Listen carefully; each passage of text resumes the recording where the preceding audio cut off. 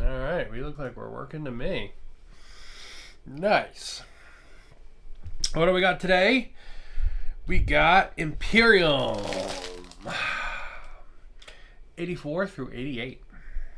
So in 84, we're going to get the Skitarii Marshal, who's a cool model. Although it's kind of crazy they charge $42 for just that one sprue. Much better at 14. We are going to get the Hexmark Destroyer, which is a fucking awesome model.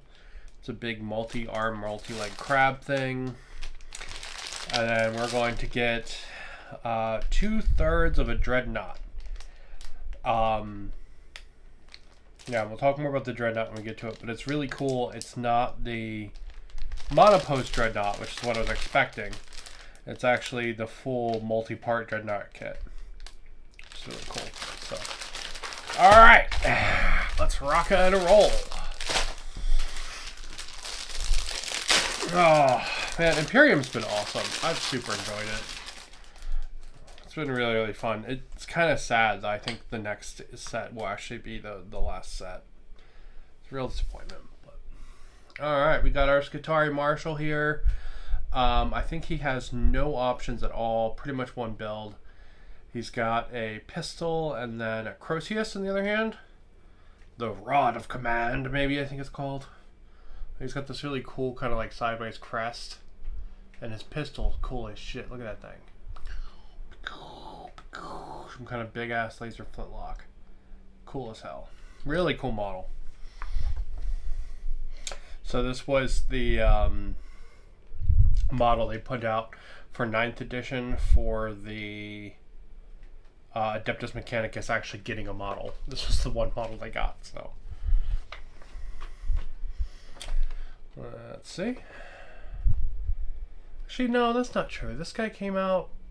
Why did he come out?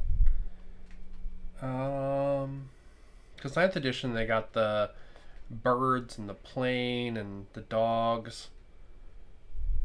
Maybe he came out with some kind of book then. Yeah, because they got their codex right in the beginning, the Mechanicus did. Maybe he came out as like an Arcs of Omen or something, maybe. I actually don't remember. But there he is. Cool guy. The Skitarii Marshals are battlefield leaders drawn from the most experienced of the Adeptus Mechanicus Skitarii soldiers. They're able to process battlefield data with lightning speed and efficiency, directing their augmented warriors with skill and precision. There's a thing on the Azurani. That's a cool piece of art right there. That's pretty dope. A thing on the Azurani. Now, Eldari who make their homes abroad, the craft worlds refer to themselves as Azurani. These Eldari foresaw the apocalyptic events of the fall and fled before its occurrence. They have avoided the excesses and depravity that saw the downfall of their kin, thanks to a disciplined, ascetic way of life. By adhering to distinct paths of self-development and service, the Azurani temper their tendency towards obsession.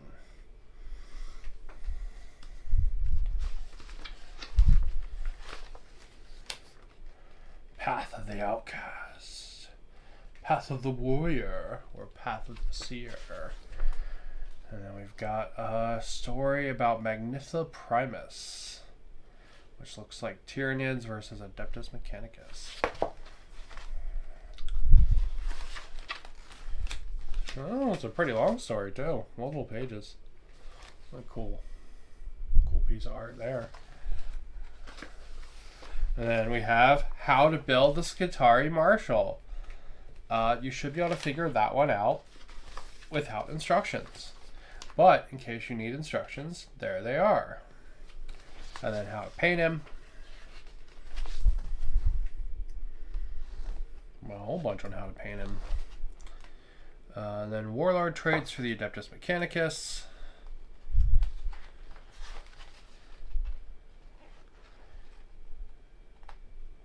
And then we get a little mission.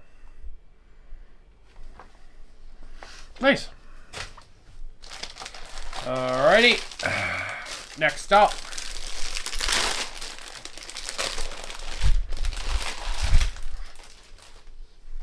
We've got the Hexmark Destroyer. This is a freaking cool kit. I love this thing. This is one that was not originally supposed to come in Imperium, so I actually went ahead and bought this one early. So this guy will get... He'll get kit bashed around, I'm sure. But yeah, cool kit. It's like a spider guy with multiple limbs.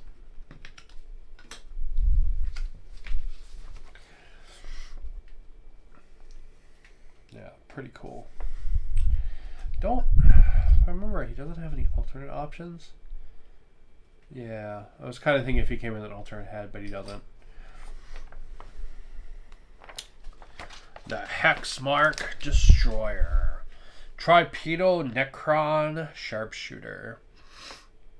Hexmark's destroyers believe that the most efficient way of slaughtering organic life is through the application of accurate fire. Thus, they have enhanced their form with targeting systems and deadly weapons. And we got a thing on Ezekiel, the Grandmaster of Librarians. Stern and uncompromising, Ezekiel rarely speaks outside of rituals or during interrogations of captured fallen. It is he that assesses the worthiness of candidates for the inner circle. Oh, a bunch of stuff from the Dark Ages. There's a thing on Samael. Samael served as captain of the Second Company for over a century, an unusually long time. The Raven Wing have suffered the loss of a master more than any other company in the chapter, for they are always at the forefront of the hunt for the fallen. And a picture of his bike. Kind of weird looking, but okay. Oh, Tyranid invasion. To witness a Tyranid invasion is both terrifying and fascinating in equal measure. Betrays the true intelligence and adaptability of the hive mind. Kinda cool. It's just like straight up just like eating that shit. Nom. Thing on Gene Stealers, Hormigons, Termagons, Spore Pods. Thing on the Yanari.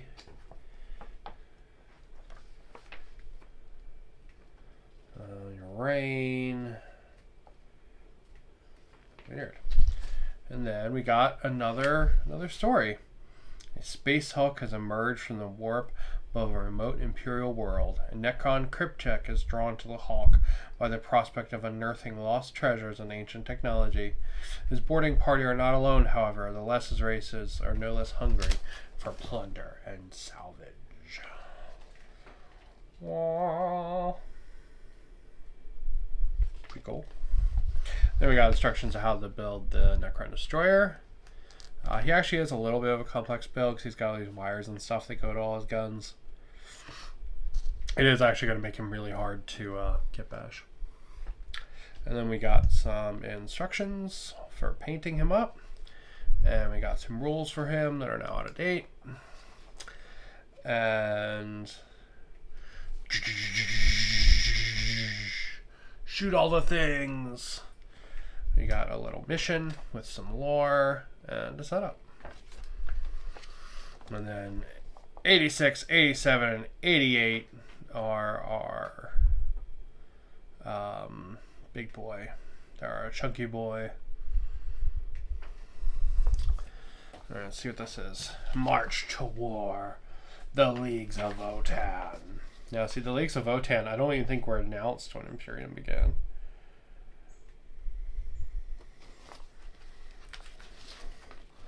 Pretty cool, though, showing off all the different color schemes and stuff.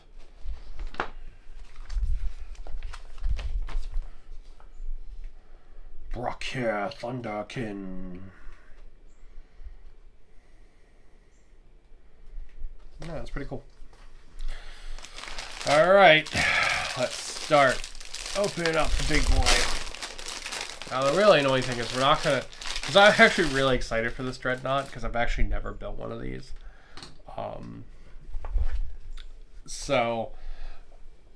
Kind of sucks we're not going to be able to build them this month. We're going to have to wait, because they split it into 3 instead of 2.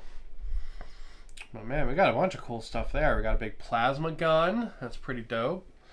We got a Gatling gun, it looks like. And some flame. There's a hand flamethrower. There's a bunch of fingers. So it looks like we're going to get to be able to make one hand and with a Gatling gun on the back of it or a flamethrower on the back of it, and then either a Gatling gun arm or a plasma arm. And it looks like we got a couple different chests too. We got this one or we got this one. That one's cooler.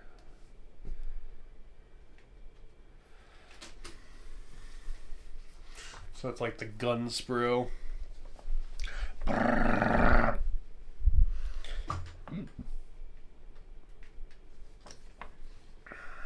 Big robot go burr.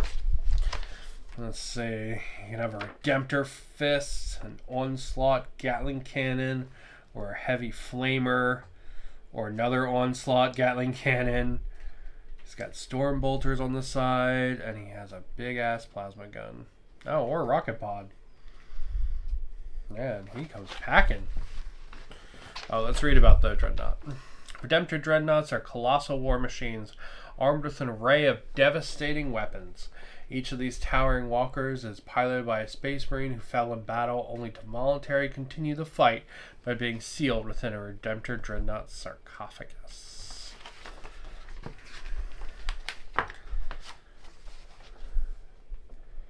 You have a thing on Astaroth the Grim.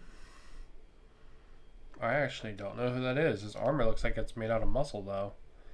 There is no rank within the Blood Angels more honored or loathed than the Redeemer of the Lost. Its bearer must carry terrible burdens and enact harsh duties. The Redeemer is reviled, for he carries the blood of his brothers upon his hands, a stain that can never be removed. Weird. I mean, he also has Black Angel wings. That's a little weird, too, but you can be as extra as you want, my man. I ain't gonna judge.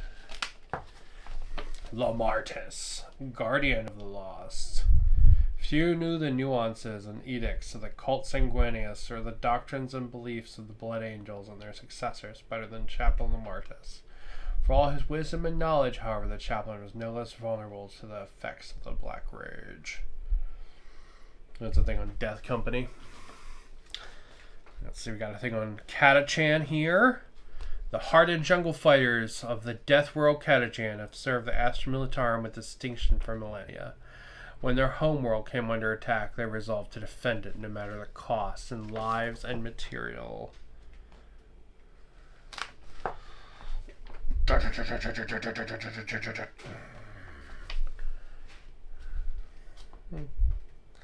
What are they fighting there? Oh, Corn Demons. That's what they're fighting. We got some more stuff on Tyrians. Often the first wave of Tyranid bioform prove lethal enough to overwhelm a planet's defenses. On occasion, however, the defenders prove more resilient. The Tyranid hive fleets have developed many lethal strains of creature to deal with obstinate foes. Reports from the front lines capture but a fraction of the horror these beasts inspire.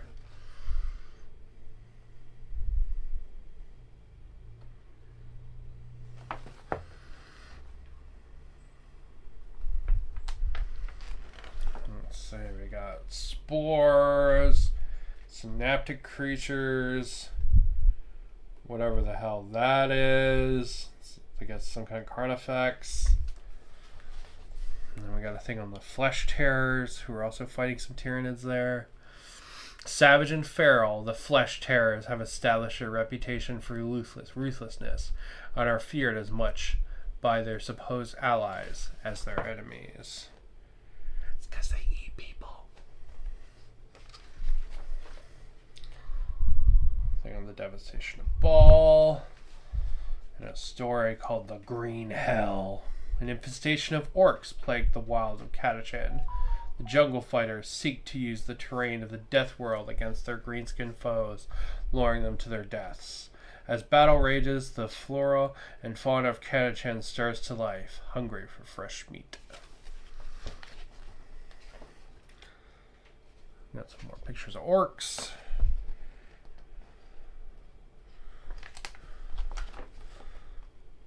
Some like super burly dudes.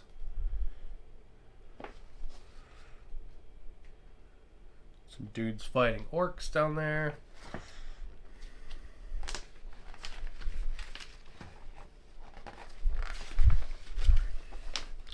And we got the rules for our dreadnought. Oh, that's cool. That's a cool creature. Look at that.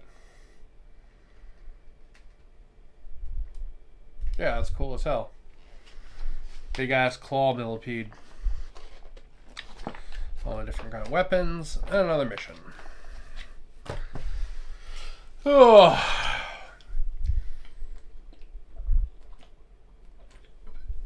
Drinky time. All right. Number 87.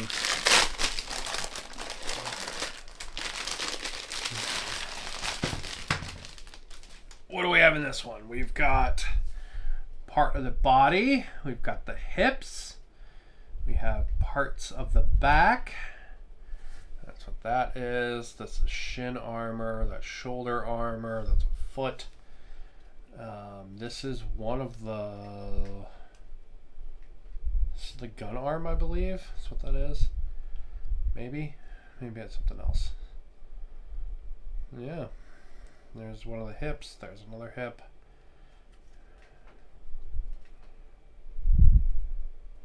Not enough to put them together yet. In any meaningful way. So I guess we'll have to wait for the last one. Because I believe this is the other foot. I think it comes in multiple pieces, so you can pose that one. So it's not just guaranteed flat like that one is. So you can have him like walking forward if you wanted. Alright.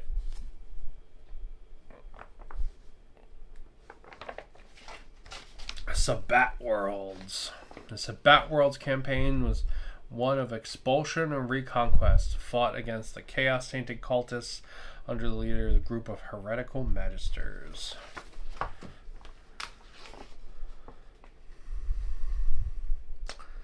I think I'm calling it ghosts.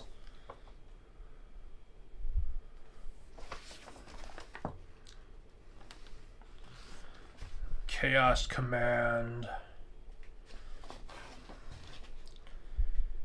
We got some kind of other Ultramarines there. The Howling Griffins. Howling Griffins are famous for being one of those really hard to paint schemes. That's what they're famous for. The planet's defenders in full retreat, the Tyranids dispatch a final wave of bioforms tasked with devouring all organic matter and preparing it for consumption. We got cool stuff like the Horror Specs and Ripper Storms. And we got a story called The Ascension. What the hell is happening in that picture?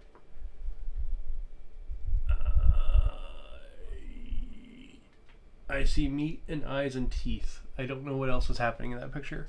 The path of the demonhood is paved in blood and suffering. Only a privileged few possess the strength of mind and body to ascend. Most fall in forgotten battles or suffer a horrific fate worse than mere death. The whole story. Got some Chaos Marines being chaosy there. We got whatever that is. And then we have instructions for our boy.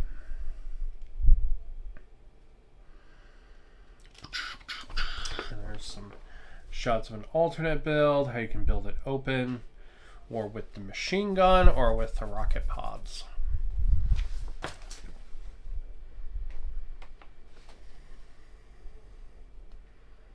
Yeah, we definitely do not have all these pieces yet to start building them.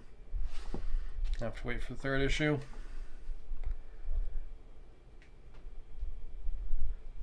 But it's cool that it includes the actual multi-part dreadnought, because I thought they were just going to do the monopose one. But no, it's the full kit, which is really cool. And we got a mission to defend Gliantha.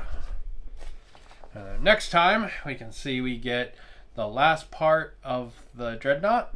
So it'd be cool, we can build him after that. And we're going to get Inquisitor Draxus.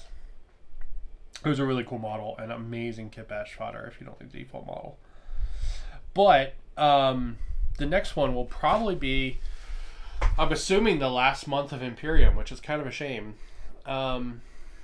because Imperium's been really cool. It's been really, really fun. And I'm assuming the next month will be the last one. So next month we're going to get the Dreadnought and then Draxus. And the last 2 issues I'm expecting to be Illuminor Zeros. Because the preview we got also showed him as well. After like the main set of issues was done, the like preview for the next sets showed him. So I'm assuming that will be Illuminor Zeros will be the last two magazines. But yeah, it's been really cool, really fun. I'm looking forward to building this Dreadnought a lot. I think that's pretty cool. I might have to do up some like Space Wolves to go with him and get him all like Space Wolfy with a bunch of like 3D printed armor and stuff. That'd be pretty dope. But anyway, I'm going to go ahead and call it there. Thank you guys for watching. Short one today. Tomorrow we'll be back with some Dead Zone on the fancy spitty board. Be pretty cool. I've got GCPS tomorrow, and we'll probably play Marauders and GCPS. That's what we'll probably do. But I'm going to go ahead and call it. Yeah. Thank you guys for watching. Have a good one, and keep on keeping on.